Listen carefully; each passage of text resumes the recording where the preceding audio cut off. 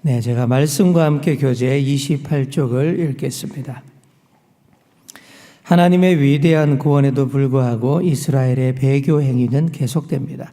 이처럼 사사기에서는 이스라엘의 배교 행위, 이방 민족에 의한 압제와 복종, 하나님께 부르짖음, 그리고 하나님의 구원이라는 구조가 계속해서 반복됩니다. 하나님께서는 즉각적으로 심판의 메뚜기 떼를 보내시고 부르짖는 이스라엘 백성에게 이름 모를 한 선지자를 보내심으로 그들을 책망하십니다. 이후 하나님은 기드온을 사사로 부르시지만 기드온은 하나님의 부르심에 순종하지 않고 주저하게 됩니다. 그러나 기드온은 계속되는 하나님의 부르심 앞에 하나님을 시험하게 되고 자신에게 보여주시는 표징을 확인하고 나서야 부르심에 응하게 되었고 보다 확실한 믿음을 가지게 됩니다. 아멘. 자, 우리 여자 사사 드보라를 통한 구원이 있었죠. 그래서 40년간 꽤 긴 기간 동안 평화의 시대가 있었습니다. 그런데 이스라엘이 또다시 재버릇 개 못 준다고 또 하나님 앞에 우상 숭배하고 범죄하자 또다시 암울한 시대가 닥쳐오게 됩니다. 이번에는 미디안 족속입니다. 미디안 족속의 손에 넘어가서 7년 넘게 학대와 서름을 받게 됩니다. 이 미디안 사람들이 메뚜기 떼처럼 몰려와서 이스라엘의 식량을 빼앗아갑니다. 그리고 파종만 하고 나면 몰려와서 다 빼앗아가고 가축들까지 다 털어가 버립니다. 그러니 백성들의 삶이 얼마나 힘들고 고단한지 모릅니다. 이런 암흑의 시절에 하나님께서 세운 사사가 바로 기드온입니다. 기드온 이야기가 우리 사사기에서 삼손 이야기 다음으로 굉장히 이야기가 길게 나옵니다. 그런데 이 기드온의 첫 등장 모습을 보시면 이 사람이 괜히 많이 나약해 보입니다. 굉장히 부족해 보이죠. 당당한 지도자감의 모습이 거의 보이지를 않습니다. 11절 후반부에 보면 이렇게 되어 있어요. 마침 요아스의 아들 기드온이 미디안 사람에게 알리지 아니하려 하여 밀을 포도주 틀에서 타작하다니. 밀을 어떻게 해요? 타작마당에서 타작해야 되는데 숨어가지고 포도주 틀에서 몰래 조금씩 그렇게 타작하고 있습니다. 왜요? 미디안 사람들한테 뺏길까 봐 무서워서 몰래 하는 이 기드온의 모습이 참 안쓰러워 보이지 않습니까? 근데 이런 기드온을 하나님의 사자가 찾아갑니다. 찾아가서는 대뜸 이렇게 말합니다. 큰 용사야, 하나님께서 너와 함께 하신다.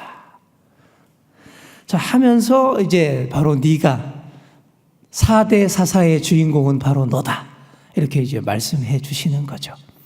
근데 이 말을 듣자마자 기드온이 그냥 대번 불평을 쏟아냅니다. 굉장히 참 인간적으로 좀 안쓰러운 사람이죠. 보시면 첫 번째 반응이 불평인데 3절을 보시면 6장에서 제일 긴 절이 13절입니다. 제일 긴 절이 13절인데 이게 다 기드온이 속사포처럼 쏟아낸 불평의 양입니다. 제가 한번 빨리 읽어보겠습니다. 기드온이 그에게 대답하되 오 나의 주여 여호와께서 우리와 함께 계시면 어찌하여 이 모든 일이 우리에게 일어났나이까? 또 우리 조상들이 일찍이 우리에게 이르기를 여호와께서 우리를 애굽에서 올라오게 하신 것이 아니냐 한 그 모든 이적이 어디 있나이까? 이제 여호와께서 우리를 버리사 미디안의 손에 우리를 넘겨주셨나이다. 그죠? 암울한 현재의 고통과 어려움에 대한 불평입니다. 한마디로 말하면 이거죠. 하나님, 도대체 이 지경이 되도록 당신 어디 계셨어요? 바로 그 불평입니다. 현재 상황에 대해서 엄청 따지는 거죠. 그래도 하나님의 사자가 계속 좋은 말로 기드온을 설득하니까 그 다음에 나온 기드온의 반응은 딱 잘라 거절입니다. 거절하는 논리는 그거죠. 자신의 약함입니다. 15절 보시면 내가 무엇으로 이스라엘을 구원하리까? 보소서 나의 집은 므낫세 집 중에 극히 약하고 나는 내 아버지 집에서 가장 작은 자니이다. 자기 약점만, 장점은 그냥 온데간데 없고 자기의 약점만 계속 부각시키는 거예요. 자신에게 주어진 재능과 상황을 수용하기보다 자기 단점과 약점에 자꾸 집착하고 그래서 못하겠다라는 거죠. 자, 이제 이런 분들 많이 있죠. 교회에서도 보시면 현재에 대해서 불평하고 자신의 단점에 거기에만 집착하고. 그러면 이런 사람들의 결론은 뭐예요? 뭔가 확실한 증거를 보여달라는 거예요. 그 증거가 뭐예요? 내가 뭘 믿고 나가야 되나요? 이렇게 되는 거죠. 예, 이런 눈에 보여야 나가는 그런 스타일의 사람입니다. 근데 보시면 여러분 신약 성경에 도마가 바로 의심많은 도마가 그런 사람이잖아요. 예수님이 부활하셨다는데도 다 봤다는데도 자기는 못 봤다고, 나는 그 못자국 보고 장자국 손에 넣어보지 않으면 나는 안 믿겠다라고 막 그렇게 한 사람이지 않습니까? 이게 기드온이나 도마나 비슷한 그런 유형의 사람입니다. 자, 이렇게 기드온이 처음에는 불평하고 그 다음에는 거절하고 마지막 단계는 증거를 보여주시오, 뭔가 표징을 보여주시오, 이런 단계를 거치면서 끈질기게 뻗댑니다. 그리고 증거를 보이라는 요구도 한두 번이 아니에요. 좀 많이 그래요. 다른 사사들은 이런 거 안 보여줘도 잘만 하는데 참 이 기도는 참 어지간한 그런 사람이니까 우리 하나님도 해달라는 대로 해주십니다. 다 보여주시고 설득하시고 눈높이에 맞게 부르시는 겁니다. 그래서 하나님의 사자가 어떻게 하면 기드온이 예물을 가져왔더니 바 위에 놓아라. 그래 놓고는 확 불살라 보여줘요. 그리고 또 좀 식상한 그런 눈앞에서 뿅 없어지는 그런 식상한 기적도 딱 좀 보여주십니다. 그러니까 그제야 기드온이 이제 조심조심 움직이는 거예요. 근데 그것도 아주 느릿느릿 움직입니다. 겁도 많고 참 조심성도 그런 많은 사람이죠. 근데 이런 스타일의 일도 장점이 많습니다. 겁 많고 조심성 많은 사람은 절대 큰 사고 안 칩니다. 이게 좋은 거예요. 그리고 이 일을 맡기면 확실하게 그 일을 되게 한다라는 그런 아주 좋은 훌륭한 장점이 있어요. 우리 집 애들이 다 조심성이 많습니다. 우리 식구들이 조심성이 많은 편이라 우리 애들도 어릴 때 뭘 쏟거나 떨어뜨리거나 넘어지거나 한 적이 없어요. 항상 이런 장점이 사고 안 치는 거죠. 자, 기드온이 그렇습니다. 이런 과정들을 거쳐서 조심조심 움직이는데 첫 번째 임무가 바알과 아세라 신상을 파괴하는 일이었습니다. 그것도 밤중에 몰래 낮에 참아할 수 없어서 겁이 많아서 그렇게 했습니다. 그래도 나름 큰 일을 해낸 거죠. 그래서 마을 사람들과 시비가 벌어지지만 결국 여룻바알이라는 그런 또 별명을 얻게 됩니다. 바알과 다투다라는 그런 뜻입니다. 바알이 진짜 신이라면 그 제단을 허물어버린 기드온을 직접 심판해라 라면서 이렇게 논쟁이 되고 다툼이 되었는데, 이렇게 우상들과 싸우는 용사의 이미지를 조금씩 입혀가는 거예요. 사람이 달라지는 것입니다. 결국 하나님의 영이 기드온에게 강하게 임합니다. 그때 기드온이 나팔을 불어서 군대를 모집하죠. 미디안과 싸울 군대를 모집하는데 그때 몰려든 군사가 몇 명이었죠? 32,000명이나 되는, 그 당시로서는 엄청난 그래도 숫자가 몰려들었다라는 그런 얘기입니다. 그래서 33절부터 보시면 미디안과의 전쟁을 앞둔 상황에서 기드온이 또 뭐합니까? 이른바 양털 테스트를 합니다. 또 표징을 구하는 거죠. 미디안 군대가 새까맣게 몰려와서 지금 싸워야 되는데 내가 과연 이길 수 있겠습니까? 뭘로 내가 믿고 나아갑니까? 양털 뭉치 테스트를 합니다. 이렇게 말하죠. 하나님, 양털에만 이슬이 있고 주변 땅은 다 뽀송뽀송 말라 있다면 하나님이 정말 나와 함께 하시는 줄 알겠습니다. 그렇게 하죠. 이게 어떻게 돼요? 정말 다음 날 보니까 주변 땅은 다 말라 있는데 양털 뭉치만 이슬로 흠뻑 젖어 있습니다. 하나님이 뭐 하신 거예요? 밤새 하나님이 아이고 참 내가 진짜 이러고 있다 하면서 양털에다만 이슬을 확 내리시고 그랬던 것이죠. 그죠? 자, 그렇게 이걸 봤으면 나와야 되는데 기드온이 또 뭐라 그러면 또 이럽니다. 하나님 한 번만 더요. 화내지 마시고요. 이번에는 반대로 어떻게 합니까?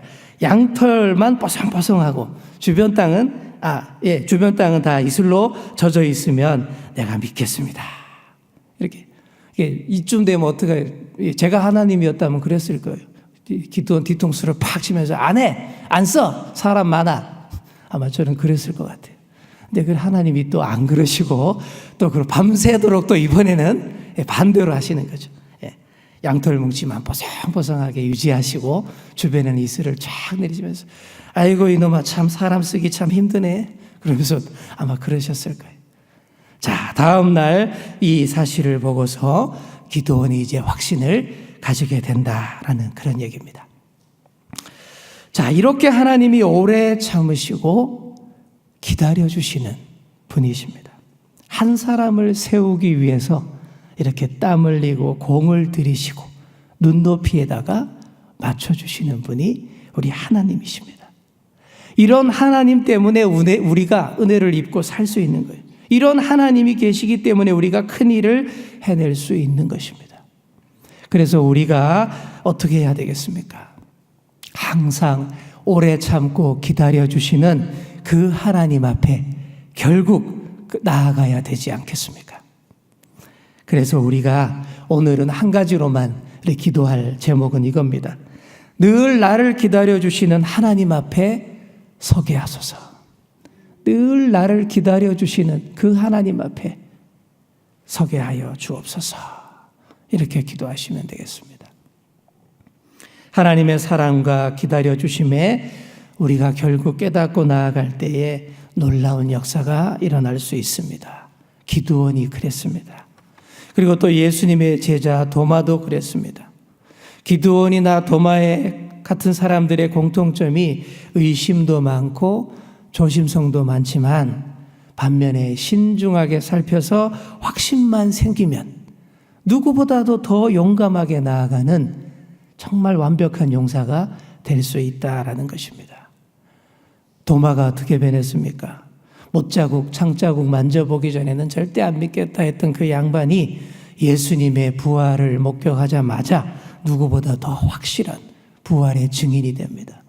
그래서 저기 멀리 인도까지 가서 복음을 전하다가 순교하는 사도가 바로 도마였습니다. 사랑하는 성도 여러분, 하나님께서 공들여 세우신 사람은 절대 망하지 않습니다. 오히려 더 큰 일을 해낼 수 있습니다. 그래서 우리가 오늘날 비록 흔들리고 부대끼고 세상 일에 힘들고 때로는 분노하고 슬퍼하고 이렇게 시름시름하면서 겨우겨우 살아가고 있지만 그런 우리를 하나님은 지금도 눈여겨보고 계시고 그런 우리를 지금도 포기하지 않고 조금씩 세우고 계시다라는 것이죠. 비록 우리는 느릿느릿하고 주저주저하고 오래 걸리지만 하나님께서 우리를 향한 그 기다려주시는 열정이 지금도 식지 않으시고 멈추지 않으시고 쉬지 않으신다라는 거예요. 그런 우리 하나님을 신뢰하시고 의지하셔서 결국 하나님 앞에 세워지셔서 하나님 원하시는 큰 일들을 다 해내시는 그런 저와 여러분 다 되시기를 간절히 축원합니다. 아멘. 우리 함께 이 시간 기도하겠습니다. 첫째로 우리가 기도할 것은 늘 나를 기다려주시는 하나님 앞에 결국 나아가게 하여 주시옵소서 기도하시고, 두 번째로 이 나라와 이 민족이 새롭게 회복되고 평화가 정착되는 이 나라 되게 하여 주시옵소서. 이렇게 함께 기도하시겠습니다. 주여 믿습니다. 주여 믿습니다. 주여 믿습니다.